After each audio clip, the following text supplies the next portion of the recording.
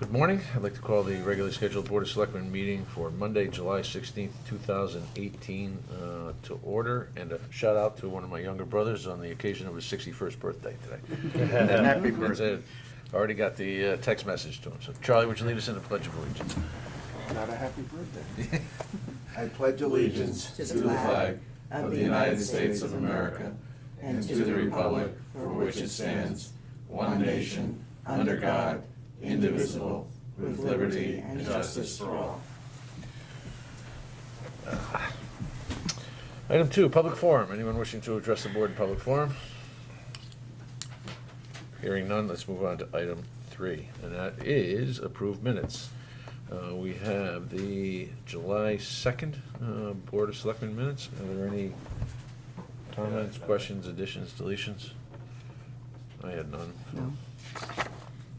Move to approve the minutes. Second. In a second, call the question. All in favor? Aye. Opposed, abstained, I have to abstain. abstain, one abstention. Motion carries. Okay. Ready to roll. Item 4, the Finance Director's report. Received the monthly report from the Finance Director. Mary Jane, what would you like to bring to our attention? Well, I just want to say that in your packets today are preliminary Yep. year-end reports. I will report at your next meeting the unaudited final numbers for our year-end. Between now and then, we have additional expenses and revenues that will still be coming in. We have a number of transfers that still need to be made, and a number of grant offsets that will offset some of our expenditures, specifically in the areas of Park and Rec, Youth and Family Services, and the Fire Department. So you'll see that next month, you'll see the extent of that. Looking at the expense report, where we stand, we are 97.8 expended. I did report a couple of months ago that our expenditures would be very close, if not slightly over on our bottom line, due to significant storms and or numerous storms and significant legal fees. So we are, if you take the $2 million just over $2 million that we have left to be expended, 1.6 of that is Board of Ed, which they anticipate spending down. They usually don't have that kind of money. Correct. So as you can see, that's going to bring us down to almost in balance there. There are a number of outstanding purchase orders still on the books. We are working with the department heads to either close those out or to determine which ones we can carry over to next year. And we'll have that again by August. This is the month where those final bills come in that we apply to those purchase orders. So we don't want to remove them until we're sure that we should be doing so. So. In the capital category in particular, the projects, the things that we just didn't buy, those, I assume those will be carried forward encumbered or something? Typically they are, yes. Okay, good. And with, sorry? No. And with regard to legal, are those bills tend to be a 30-day lag, or are we pretty much current? I mean, it's, as you point out, it's already significantly over for a lot of reasons we've been through, but just what's the story in terms of getting billing up to date? Our billing comes in pretty well. Obviously, we haven't, I don't believe the June bills are part of this. Our legal, she's been out. So, I'm sure there's a bunch on her desk when she returns. So, we have another month probably to go in there for some of them, Okay. unfortunately. Yep. Mary Jane, on fire, at 205,000 over, some of it is a big piece in vehicle maintenance, although there's an encumbrance there. Operating supplies, almost $50,000 in the red. I'm assuming some of these expenses, although I don't think vehicle maintenance would, but what percentage of those expenses are related to the new firefighters that we brought on with the SAFER grant, and then how much do we anticipate in terms of the SAFER grant? Yeah, I don't have that analysis. Okay. Right now, I will have Okay. that for the next meeting. We are already working on the first quarter's reimbursement for the SAFER grant. It will take us a little bit of time to get that first one in, working that through. They did start mid-April. through the end of June, we'll be getting that reimbursement request out and hopefully applying that to this year. But we'll have a full analysis of the effect of the SAFER grant by the next meeting. Okay. As noted on the reports, on replacement salaries, we're $60,000 over. It is my understanding that by adding the SAFER, the new firefighter, EMT, firefighter, paramedics, through the SAFER grant, that should reduce the replacement salary line item overall. Is that the plan? That's the intent. That's the plan, okay, good. And this may not be a question for Mary Jane, but we don't want to lose sight of that evaluation period for the 8 people. It's 3 years, yeah.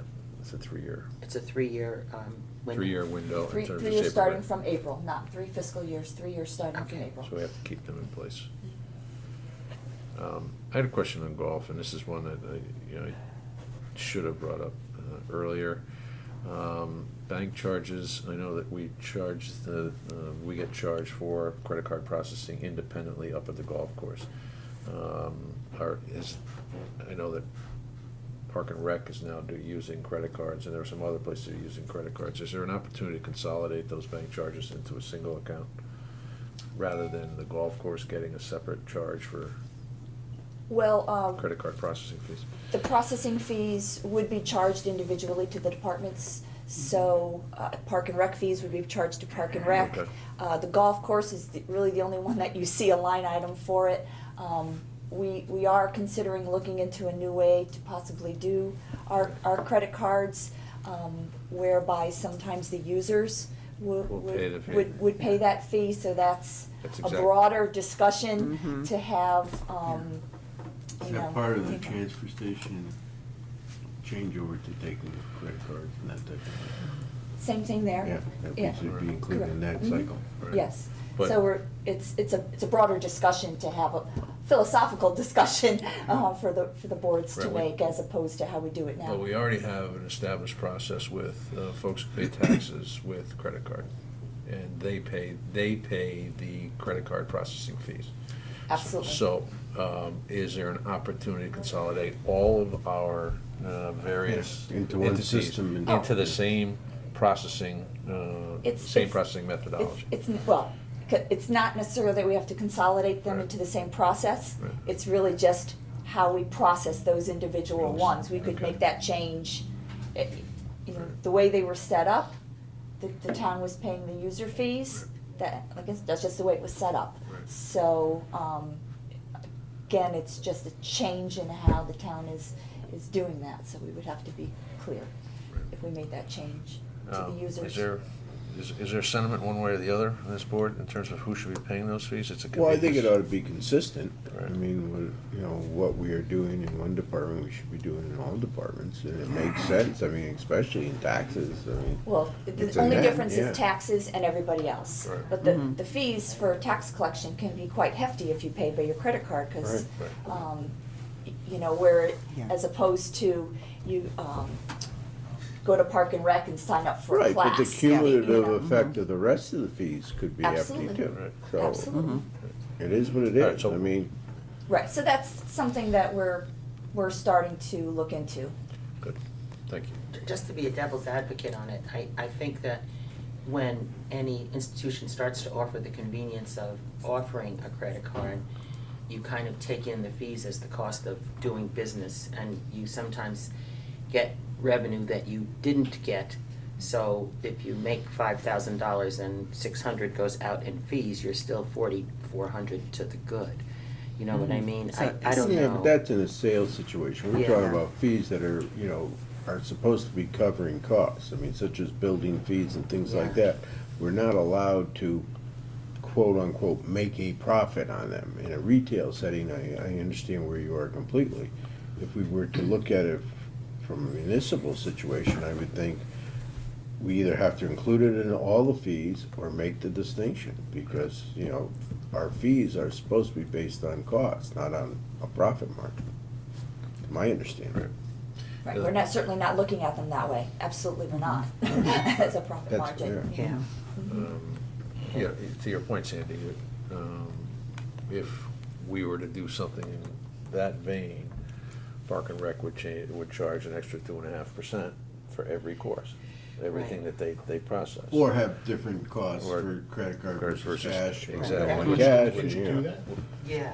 You can do that now, you Cost can per- separate. If you pay you cash, can it's do X, that if you use very a card, quick. it's Y. I've seen that many times. Yeah, in, yeah, that was a places. law change. Well, people still have the opportunity to do that. Yeah, that's true. If we were passing along the cost to the consumer, they would have the choice. They know they're gonna pay the 2.5% VIG using a credit card, but if they pay with a check or cash, they don't have to pay that. Right, I don't think we would raise our fee, we would just transfer that user fee onto the user.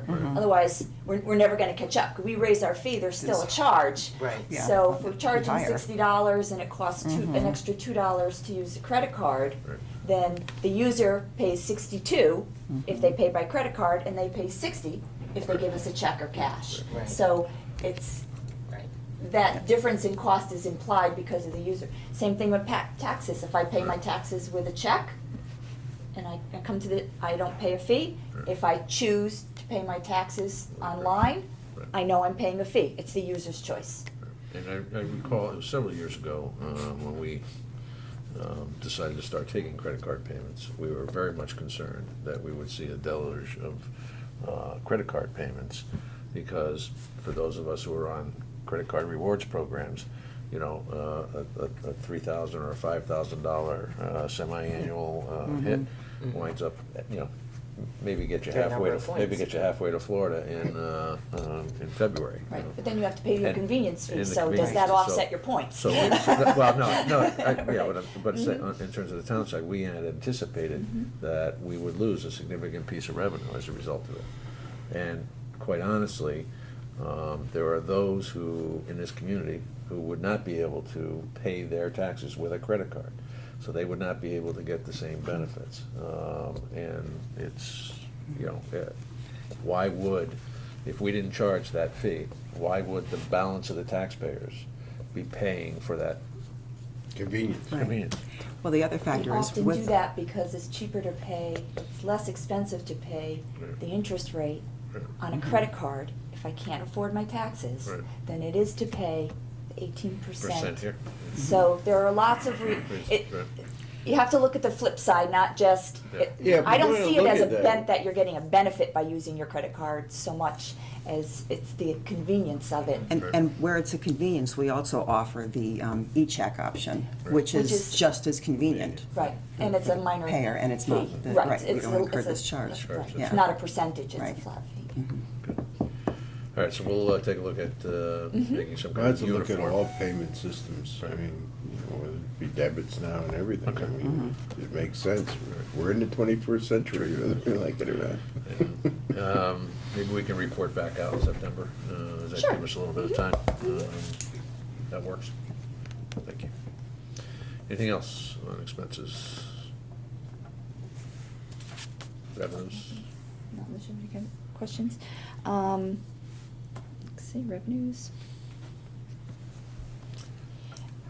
If you remember back in April, I made a initial estimate of where we might be at year end. And I reported we'd be approximately $600,000 surplus, primarily due to revenue, since our expenditures would come in flat or even over. So as of the moment, we're at $563,000 to the good, mainly made up of tax collection, but quite a few other departments have a surplus in their line items Yeah, the as health well. department. Which? No, I'm sorry, Bu- Public Works. There's a big, Engineering and Public Works? yeah, it's a- Yes, yeah. Those are engineering fees. Yeah, Mhm. but oddly enough, planning and zoning is, yeah, I would think those two would move in sync, or is there just sort of, No, not necessarily. they don't both mean development in town? No, No, because there no. could be a controversy. And a lot of times it's the timing of, you know, you come to planning and zoning, and then it could be a sigsignificant time before you. But there is a uh, correlation, go- Yeah. Planning and zoning had anticipated a large project coming in last year through their office, which did not. which makes up really the difference in why their revenues are down.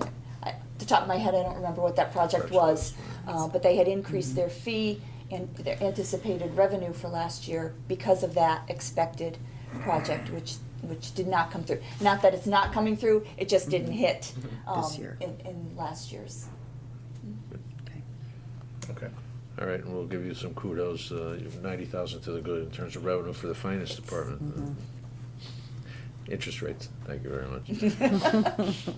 Well, not to sound like one of my forebears, but back in the day, we used to earn, when we had substantially less deposits on record, we used to earn $600,000, $700,000, $800,000 in interest in a given year. Oh, yeah, I remember those days. So, Not here, but elsewhere. okay. I guess a couple of the things we have on here, I did provide an analysis of Long Hill Road. This would typically be the month that I provide quarterly capital reports, but I chose to hold them off until next month since we'll have updated numbers and better numbers next month. So I chose not to do that. I did provide the Long Hill Road project analysis since that project is substantially complete. We just have some minor expenses, including retainage and final inspection fees. So that project is pretty much complete, and it's something that the Board of Finance asked to discuss each month, so I did include that. And then we have the medical. Yep. Want to cover that substantial drop in revenue for?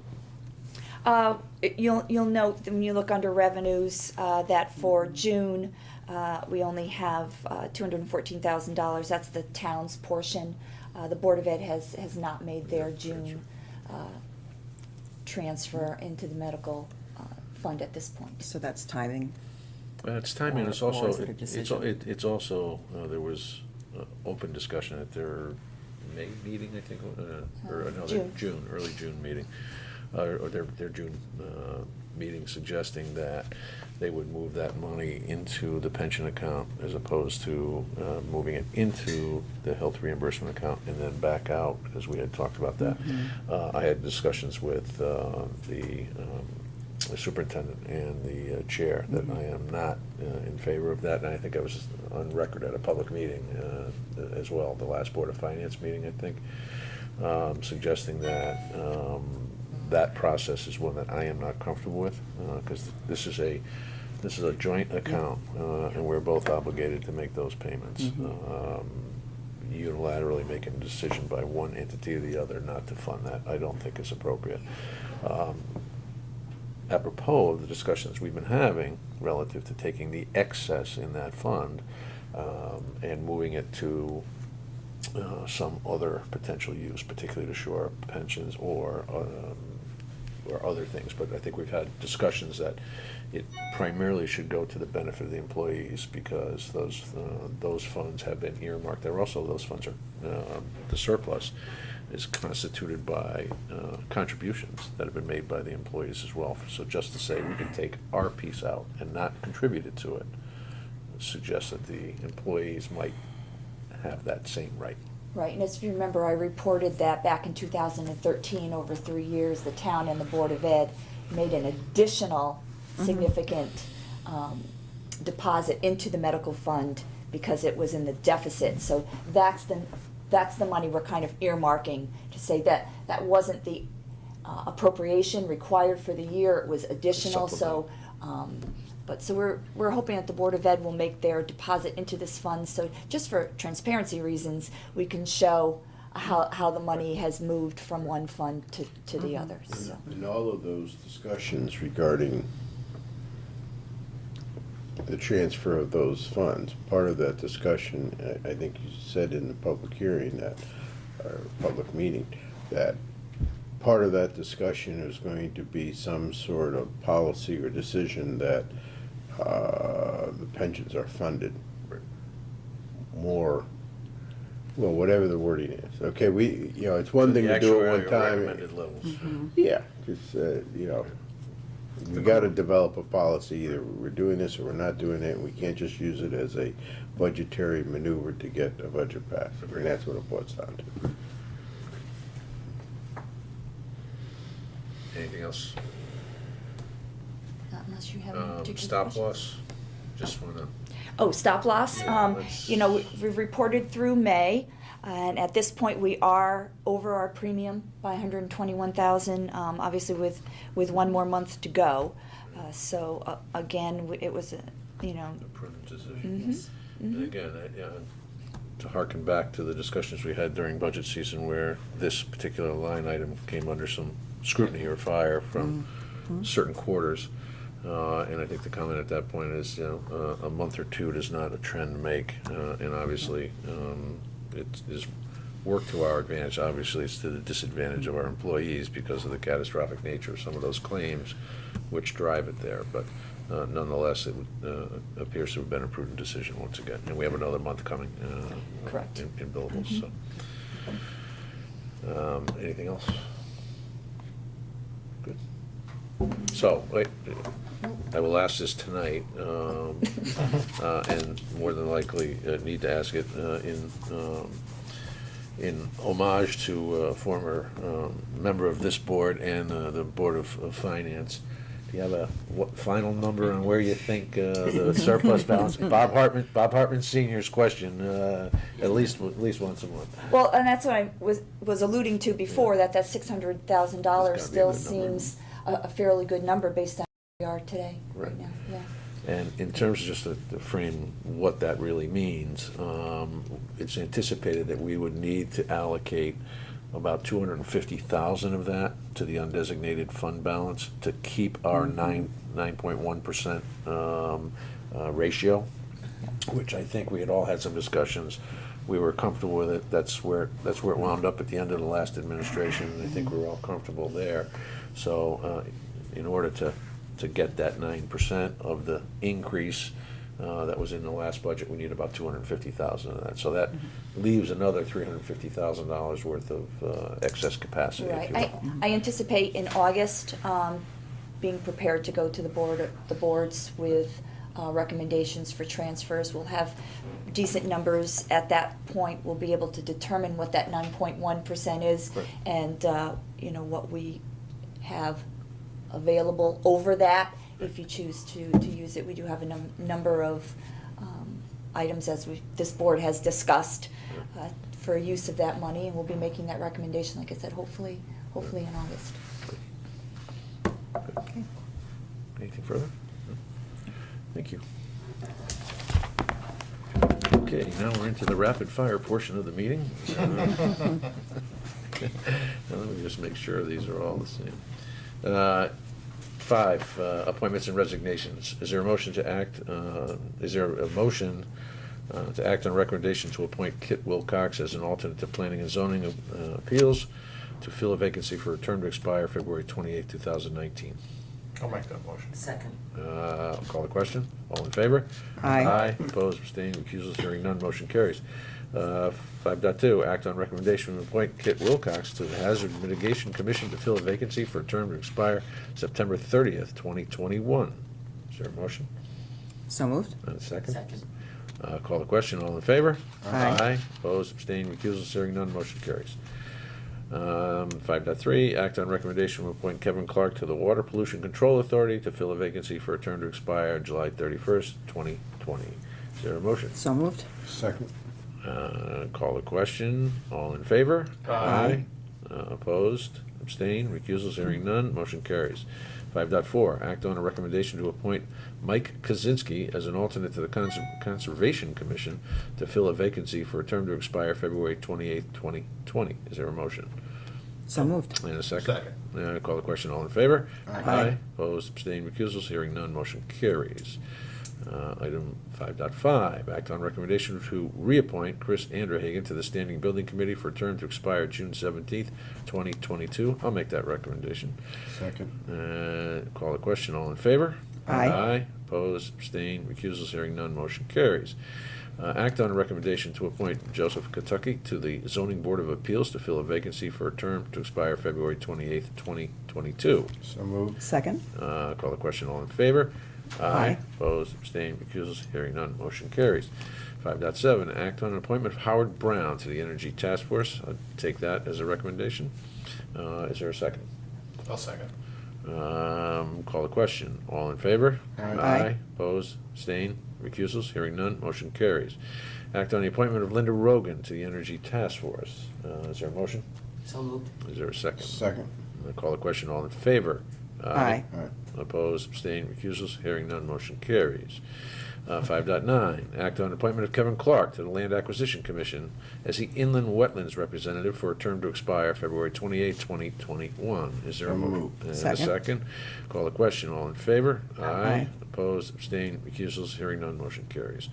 5.10, act on appointment of Sarah Torf to the Tree Advisory Board as the Conservation Commission Representative for a term to expire February 28, 2022. So moved. And a second? Second. Call the question, all in favor? Aye. Opposed, abstained, recusals, hearing none, motion carries. 5.11, act on resignation received from Sean Ackrey from the Standing Building Committee. Is there a motion to do so with gratitude, thanks, and regret? So moved. And a I'll second that, sure. Call the question, all in favor? Aye. Opposed, abstained, recusals, hearing none, motion carries. Can I just sort of say, I mean, it's impressive, the credentials of the folks who want to volunteer for these jobs, and they are volunteer jobs, and everybody puts a lot of time and effort. And it's really appreciated that people take the time to sign up for these boards and commissions. I agree. And this town does run on volunteers, primarily, amazing. largely and primarily on volunteers, so thank you to those willing to step up. Item 6, request for use of town property. We'll do all three of these at once, Charlie. Act on request from the soccer Memory club. carried. I actually have a question about Oh, that one, let's- if I may. There are Sure. some blank spots. Let's put is there a motion Oh. for all three? So moved. Second. Second, all right, any question? There's some uncompleted blanks on the application for what the event is and when they want the sign up. Which one was that? This is soccer Soccer club. club. I think it's for registration, but they didn't put it down there, but I can confirm that, but usually around this time it's for Mhm. registration for the fall. Okay. Let's grant it pending the, Pending, if pending that's the the case. fulfillment, Yeah, right, because we good. don't want to miss their window, right? Confirm that Sure. assumption. right? Yep. Okay. There's a motion that's been moved and seconded. Call the question, all in favor? Aye. Aye. Opposed, abstained, recusals, hearing none, motion carries. Item 7, building officials monthly report. Any questions or concerns regarding that? Same? Hearing none. Item 2, Public Works Department monthly report. Anything there? No. Okay, item 3, letter from P. Maltese dated June 27th, 2018, regards Guilford Lakes Golf Course. Any? Yeah, it was just very nice. Yep, Mhm. Yeah. good. Congratulations to Mike Papp on that. And, letter from F. Michanzik regarding Simon the dog. The address of this individual was not listed on the I letter. had the same question. Right. It looks like it actually, it's funny, it looks like the letter was copied over the envelope, but it sounds like the person's from Hartford? Yeah, I can't quite tell. Oh, no, they just read something in the Hartford Current. current, right. I recall that this is not a Guilford resident. I would, Trace, I hey, have Trace it have it? here, hang We've received, so few of them have actually been, on. No, it's in the office. all right, can you just let us know? yeah. Follow it. Okay, item 8, committee reports. Lou? So, with regard to the building committee fees, things are moving along. We do have a lot of information that came in from CCM. Okay, I can send it to everybody, but they've certainly shared it with the committee so far. And as a sort of a extension of that, in a sense, the turns out the fire commission is also looking at a new fee that they want to, and they've been considering for some time and are recommending, frankly, regarding the inspection by the fire For marshal. building permits. as it relates to new permits, so, which right now are not billed at all, and they feel that they should be. So there's gonna be some, I heard from some members of the fire commission, and as I get that information in a digestible form, which it may already be, and so we'll pass it along, but they are The encouraging it. info you got from CCM, is that comparable rates? Comparable towns, what other towns are doing. I'll send it around to everybody. Okay. Yeah, so, it's pretty, we haven't gone through it yet, but there's no No. reason why everybody can't take a look, and Right. input is all appreciated. I heard some, maybe an anecdotal story that there was some discussion or consideration that those fees go directly into the fire department revenue line item. That I don't know yet. Okay, I would suggest that they probably belong in the general fund revenues, as opposed to revenue by department. That's consistent with the building permit fees now, right? So going back to the consistency, read the credit cards. Well, we have an offset on building fees, right? We have a revenue line item for building fees that goes against the building department, right? Most of them go right to the general fund. It goes to the general fund. Okay. Are there any that don't? We'll take a look. We'll take a look. All right. Which ones they were. We'd like to, my point is I'd like it to be consistent. Sure, well, I'd like it to be consistent, so. All right, old business. that Just- technically was old business, That I'm was, sorry. it was a committee report. Committee reports, okay. Official, I- take the Made credit sense. I can have my Yes. bi-monthly, bi-weekly, whatever it is, report on affordable housing. We had I thought we had a good objective article from the Zoe Roos of the Guilford Courier. It was a front page above the fold lead off about Guilford's ongoing process to introduce more affordable housing to Guilford. And along that vein, I was invited by Partnership for Strong Communities and Sustainable Connecticut to participate in a panel discussion at Manchester Community College that is to help encourage other towns similar to Guilford in their affordable housing efforts. And Guilford continues to be used as an example. I keep saying it's a glacial process, but I guess we're a little glacially ahead of some other towns, so. Good. And we will have the public informational meeting, another public informational meeting on August 21st at the library. This is not anything that we're nowhere near a vote and formal approval, but it's to give an opportunity for anyone who has questions about the current project that we're looking at down at the Rollwood Woodruff property. Good. Thank you. Old business. Trace, quick question. The hearing, or not the hearing, but the information session, Park and Rec's information session, is that tomorrow night? Yep, the 17th, 7 o'clock at the community center. 7 o'clock at the community center. This is the Park and Rec's information session on the disc golf course that's proposed for Bittner Park. A couple of weeks ago, they held an open house at the park. Some of us were in attendance at Sue that. and I, yeah, the three of us. And I, for one, was impressed that it's does not seem as impactful as I would have thought. And there were, 20, Decent crowd, 25 at people there? least. Yeah. Including board members, but commission members as well. But I think it was met with, I think most people were surprised that it was not as intrusive. Very. If you Google disc golf, you don't see that. You Right. see more of a concrete, laid out. Right. It was very valuable to actually see it and walk right. it. So in the efforts, and the Park and Rec Commission has sort of taken my suggestions to heart, which is to try to get as much information out and get as much feedback as they can. So this is, this was originally going to be a public hearing, but we decided to do it as informational at this point. There will be a formal public hearing at some point down the road. So, also in terms of old business, last Monday, we kicked off the Bloom Shapiro Technology and Process Improvement with the land use departments. Several department heads, most of the department heads involved have now been interviewed as a result of that practice. We also had the opportunity, just as it relates to the technology component, is the emergency management software that we use over at Public Safety Complex, the fire department, called VOC, which is a command. It originally started out as as emergency management software package. Has some tremendous capabilities, including permit modules and a variety of they're a full-fledged software company at this point.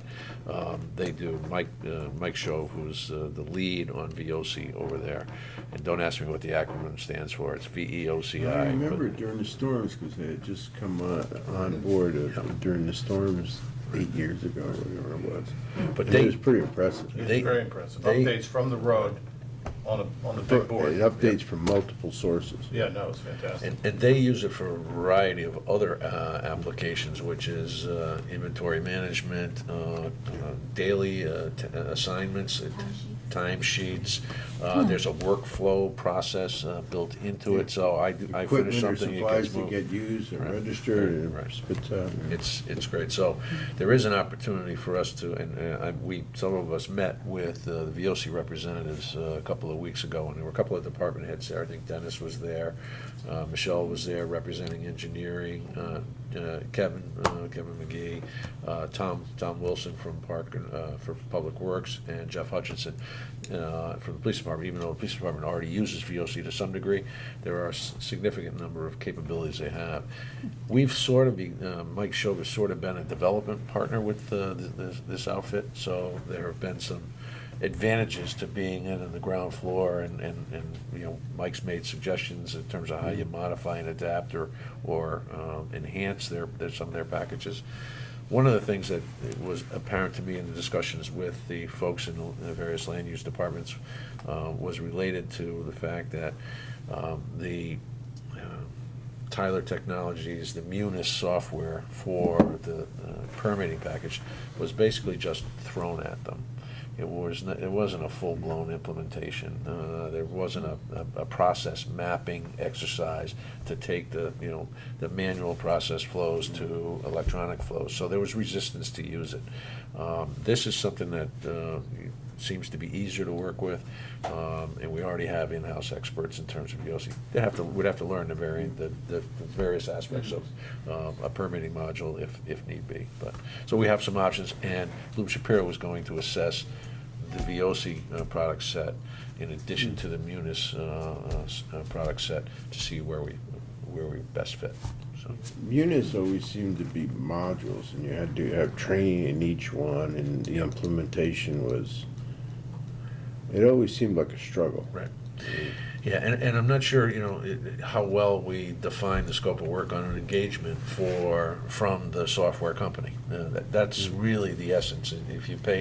If you engage them to develop the scope, to do the process mapping and the training, or the alternative is, we can do it ourselves. And that's not always as easy as people think it is.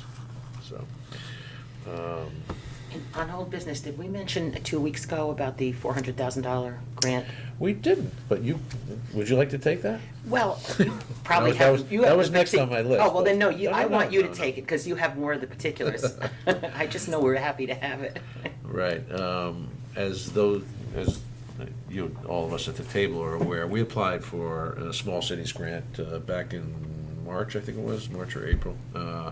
We engaged the services of a consultant, a grant writing, federal grant writing specialist. And this grant is originates from the Department of Housing and Urban Development, and it is a program that allows folks who qualify based on income profiles to get access to funds for home repairs, energy efficiency, safety, those kind of things. As a result of part of the process required us to have letters of intent from at least 10 property owners in town who were interested in this program. As you get these funds interest-free, you pay them back when the property turns over. The monies then go back into a revolving fund that the town has to be used for somebody else. Each individual homeowner is capped at $30,000, but as I started to mention, the letter of intent process required us to have 10 we had 28 identified. Tammy DeFrancesco did a great job of putting stuff on her website.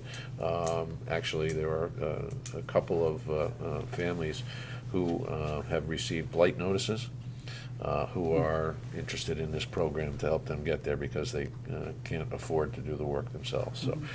So, all told, I think it's going to be a great opportunity. Lisa Lowe and Associates manages the process cradle to grave, works with Tammy DeFrancesco and Social Services to identify and qualify. But it's a federal program, so there's some rather stringent guidelines. But they also provide a resource that bids out the jobs, manages the construction, and authorizes the payments. So we're not part of that process. Do we have any input on the priorities in choosing the project? Charlie, it's a good question. I don't know. At some point, there's an evaluation, and, if it's a federal program, there's probably a point system that says, based on these kind of things, this is where you fall. But that will be. It's, Yeah, there's safety, there's, the appearance things are important, but they ought to be a little bit lower in the. I think I spoke informally with Dennis Johnson about this, and he is very knowledgeable about these 28 families. So I don't know for sure, but I have a feeling that it's based on information that the town has already collected about the situations of these people and the needs, so. It sounds like, especially Yeah. the first time through, it's gonna be fairly obvious, but assuming the project goes forward, we were ready to meet to drop. No, it's not closed to further applicants, No. is it No. still? It's, obviously, when we run out of funds, we run out of funds. That's. But it is a rolling. It's a my intention is that we would apply for this on an annual basis or until such time as we saw that there wasn't a need in the community. Well, when a residence gets sold and the funds come back in, doesn't that come back Yep. into the fund, and It that does. is ours That's ours. ad infinitum at this point? Exactly. So it is always going to be a rolling Rolling fund. fund. We will always have a minimum of the 400,000 Either out excess or in the bank. in the works, Yeah. working for us. Working. somewhere. Excellent. Good, great. Good. Okay, any other old business? I've got a couple of items of new business. I do as well. So Yeah, well, go ahead, go ahead. Lou. I received a couple pieces of correspondence. I don't know if everybody got them. I got a letter from, and I'll I got share one. these, Yeah. regarding responsible pet ownership. Yeah. I Did got that. everybody get that? I think everybody got Yes. that. No, You I did? didn't get it.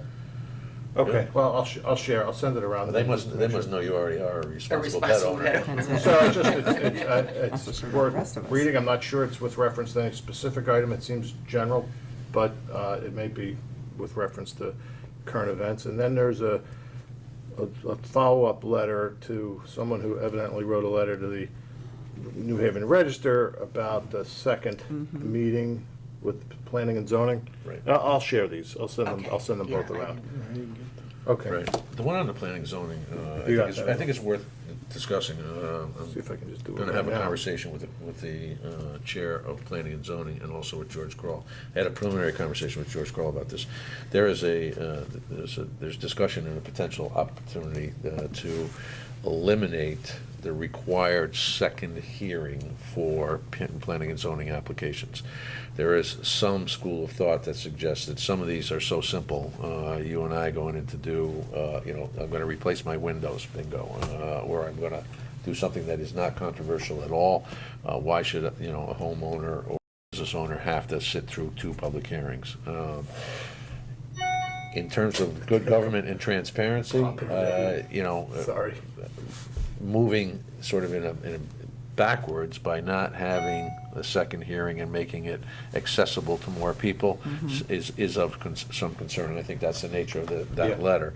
One of the things that I had briefly mentioned to George Kroll, and we'll talk with Phil Johnson about, the current chair, is that I think if they want to move in that direction, I think the board should give themselves the opportunity to do so with a supermajority vote on each one. So let's say a simplified application comes through that they all agree really can be decided this evening, because it is not controversial. And if it passes by a supermajority, the vote to eliminate that requirement Because that would lead us to think, it leads me to believe that on controversial issues, you're probably not gonna get a super majority to dispense with a second hearing. Well, I certainly agree that,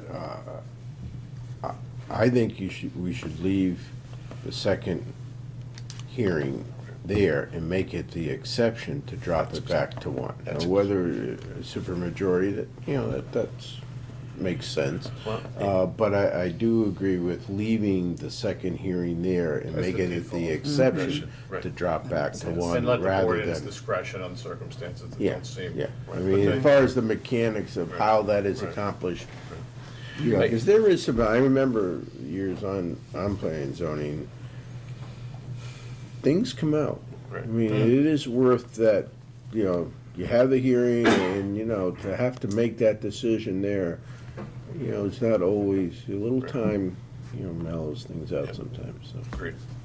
But I do think that, there are other projects such as windows or something like that where you can just do it.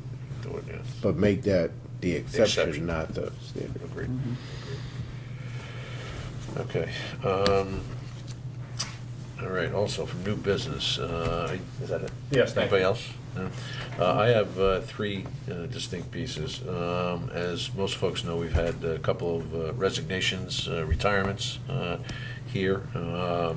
So I'll go in the order of when we agreed with these individuals, but with Jim Portley's retirement, that left a vacancy for the town engineer, and I think we had discussions here. I also had made the decision I wanted to reconstitute the department head for Public Works, because that was combined 6 years ago when John Volpe left. So the first is to replace town engineer, and I'm pleased to announce, although it's public knowledge, that Janice Plasiak is going to be our new town engineer. Janice comes to us from Branford, where she was town planner, not town planner, but town engineer.